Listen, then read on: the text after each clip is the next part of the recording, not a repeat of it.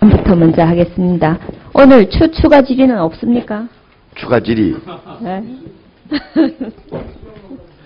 추가 질의 그것도 이 여야 간사님의 합의에 따라서 하겠습니다. 이 지금 네. 전부 저녁 식사를 못 해가지고 되게 쪼록쪼록 소리들이 많이 나는데 이따가 네.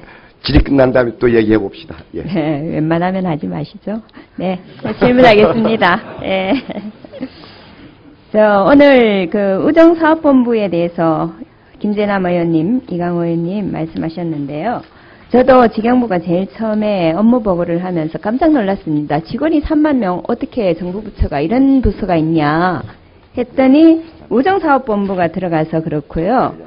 지금 그 중소기업청이 1182명, 특허청이 1576명, 그리고 국세청, 병무청, 산림청, 문화재청 이런 데도 보면 그 인원수 작고 그런데 청장은 차관급입니다. 우정사업본부는 본부장이 1급입니다. 그것도 계약직이고요. 지금 장관님은 그 부처 인원이 이렇게 큰 것이 부담이 될 건데 왜 조직을 이렇게 갖고 계십니까? 제가 왔을 때 이미 이제 그 1급으로 돼 있었습니다만은 뭐 지금 위원님 질문하시는 뜻을 알겠습니다. 하여튼 필요하면은 이것도 좀 기구를 더 확대하는 것도 한번 검토해 볼 필요는 있다고 봅니다. 네, 제가 듣기로는 2008년 조직 개편 당시에는 임시적으로 그 직영부 소관으로 두고 공사화를 목표로 했다고 들었습니다. 근데 어쨌든 앞으로 조직이 어떻게 될지는 모르지만 우정사업본부에 대해서는 한번 검토를 해 주시기 바랍니다. 다음 질문은 저도 직영부 장관님께 안철수 연구소에 대해서 질문을 한번 드리겠습니다. 매일경제 안철수 연구소가 12년간 정부에서 721억을 받았다는 기사를 혹시 보셨습니까? 언제 났습니까? 매일경제 10월 3일 예전 10월 3일 날 났는데요. 예전 거 얘기시죠? 예, 실제로 721억이 다 여기에 간 건 아닙니다. 제가 볼 때 안철수 연구소에서 또 해명 자료를 냈는데 63억을 받았다는데요.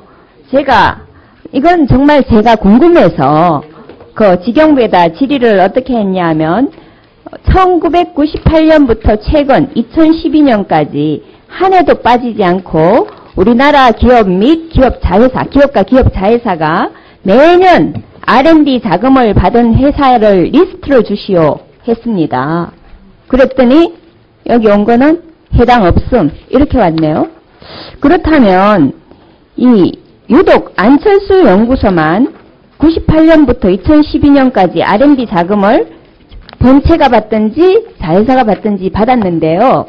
뭔가 특별한 게 있을 것 같습니다. 그 우월성이 있다든가 뭔가 있을 것 같은데 그게 뭐라고 생각하십니까?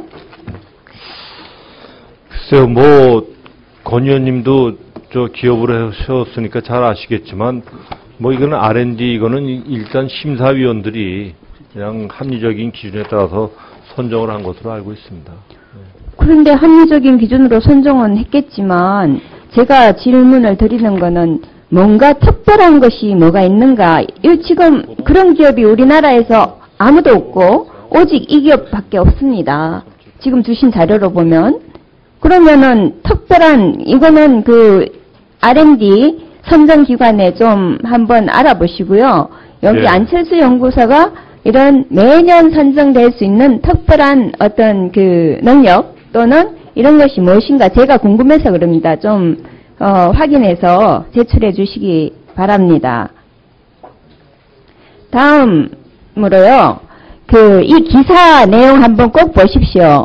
기사에 보면 마지막에 어떻게 되어 있냐 하면요. 안철수 후보 측은 연구소가 지원받은 예산은 소프트 기업을 위해서는 매우 미미한 수준이고 대부분의 큰 액수 예산은 대기업에 돌아가고 중소기업은 예산으로 인건비만 주고 나도 남는 돈이 없다. 이렇게 말을 했답니다. 여기에서 직영부 장관님은 어떻게 생각하십니까? 왜 대기업만 주고 중소기업은 인건비만 줍니까? 글쎄, 그 뭐 건건이 얘기하시니까 뭐라고 할 말은 없습니다만 전체적으로 보면 지금 지식경제부 R&D 중에 대기업에 가는 것은 20% 미만이고요. 지금 몇 퍼센트지? 12%고 중소기업에 가는 것이 30%입니다. 그리고 2015년에는 대기업에 가는 것이 8%, 중소기업에 가는 것을 40%까지 높이도록 되어 있습니다. 그러니까 전체적인 수치는 그렇습니다만 혹시 모르겠습니다. 어쨌든 여기에서 지금 이렇게 했기 때문에 제가 질문을 드리는 거고요. 그 부분은 나중에 제가 다시 자료를 받은 게 있으면 확인을 하겠습니다. 그 다음에 이번이 이제 정감이기 때문에 그 사이에 우리가 그 지역 R&D에 대해서 질문을 많이 했습니다. 그런데 지경부는 지역 R&D가 지금 서울, 경기, 대전 이 부분에 64% R&D가 지금 치중이 되고 있고 상기평 R&D 비중을 보면은 한 50% 이상이 52%요. 2011년에 서울, 경기가 지금 가지고 가고 있고 산업기술연구회 R&D는 지금 전체 서울, 인천, 경기 여기가 한 45%를 갖고 가고 있습니다. 네. 지금 지역에 R&D를 일정 쿼터를 정해서 지원을 해주는 거는 어떻게 생각하십니까? 사실 이게 쿼터도 뭐 필요할 수 있겠습니다만 이렇게 된 이유가 그 대부분의 그 전문 인력들이 또 좀 수도권에 많아서 그런 것 같습니다. 그래서 우선 저희는 그 인력을 좀 분산하는 대책을 한번 펴야 될 거고. 한번 대책을 제가 볼 때 뭐 무슨 대책이 나와 있는 걸로 아는데요. 대책 예. 한번 살펴봐 주시고요. 네, 네. 하나 더 질문을 드리겠습니다. 지금 그 대덕연구단지 우리 지경이가 지난번에 한번 돌아왔을 때 어린이집 보셨죠? 그 어린이집에 지금 원래는 맞벌이 자녀가 1순위였습니다. 그런데 지금 2013년도부터는 맞벌이 자녀의 우선순위가 없습니다. 이렇게 바꾼다고 지금 합니다.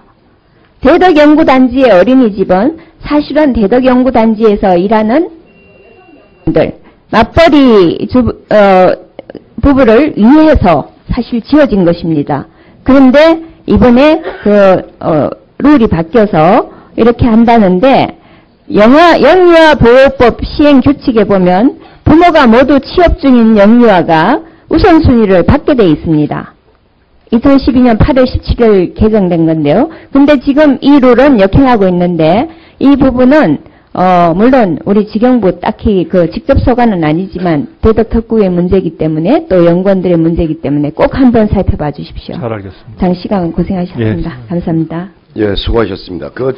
R&D 기금 문제 말이죠. 지금까지 국정감사 중에서 일정한 부분 지역 쿼터 해놓고 전국적 차원에서 해나간다 이렇게 쭉 답변이 나왔는데 장관은 지금 이상한 얘기를 했어요. 아니, 지금 답변을 하다 좀 끊어졌는데요. 아까 중간에 끊어져서 그러는데, 지금 일단 저는 말씀드리려는 건 이겁니다. R&D 역량 강화를 위해서는 일단 지역산업 R&D 규모를 계속적으로 확대를 해야 될 거고요. 그 다음에 저희는 또 보면은 지역별로 보면 2% 미만인 지역이 제주, 강원, 충북, 전남, 울산 이렇게 되어 있습니다.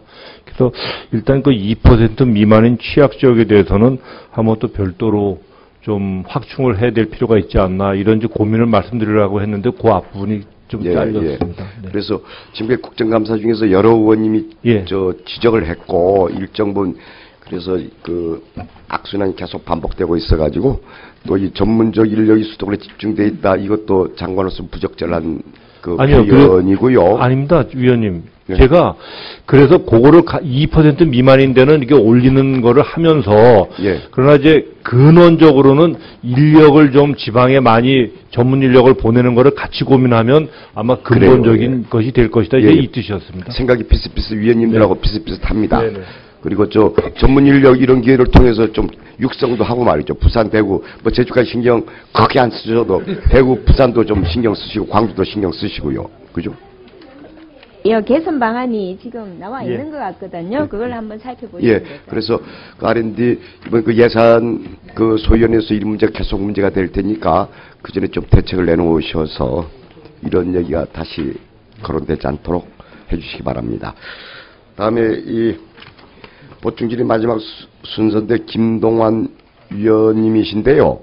보충질의하면서 새누리당에서 두 분을 추가 질의, 야당에서 두 분 추가 질의 하기로 했거든요. 추가 질의 한꺼번에 해주세요. 그러니까 7분인데 8분 해주세요. 8분. 예, 그래 가겠습니다.